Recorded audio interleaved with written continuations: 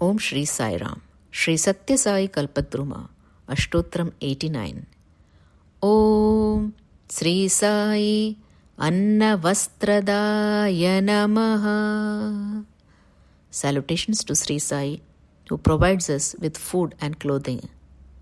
In the Bhagavad Gita, the Lord has declared, Ananyas chintayanto mam ye jana paryupasate tesham nityabhiyuktanam yogakshemam vahamyaham.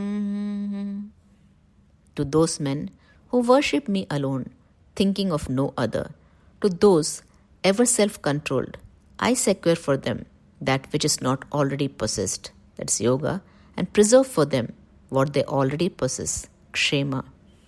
Bhagavan Baba has been similarly looking after the welfare of his devotees.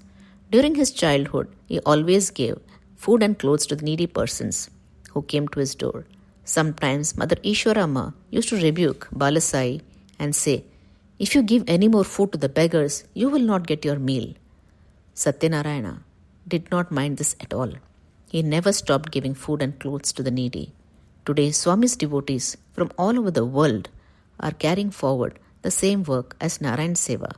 Swami says, if you start giving spiritual advice to a person who is starving, what is the use?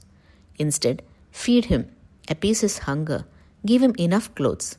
This is your primary duty.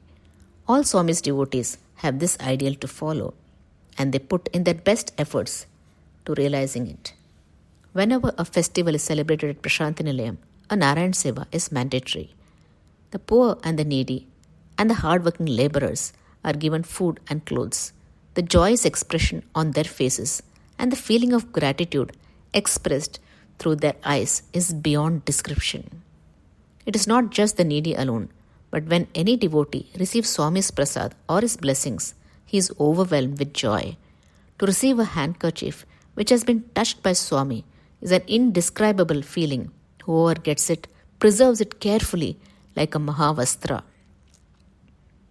Here is a story from Toronto which illustrates the importance of Annadan, or feeding the poor.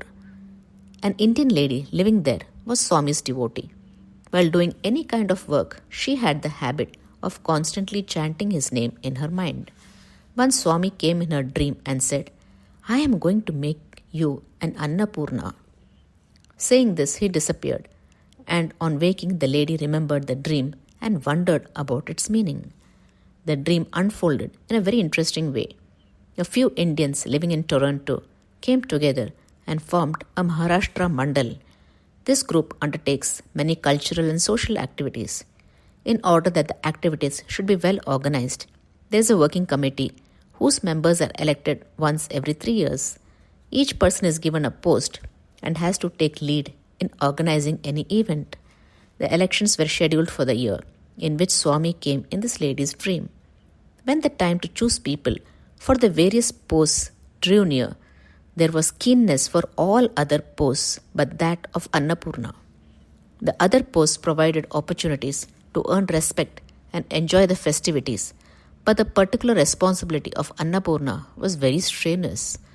The person in charge had to arrange food for all the events organized by the group. Even for feeding the poor, she was solely responsible, so nobody was keen to take up this position. Finally, everyone decided to give the responsibility to this lady, although she was not very keen to accept it. Swami had given her a hint about this in a dream much earlier, so she accepted this responsibility as his directive.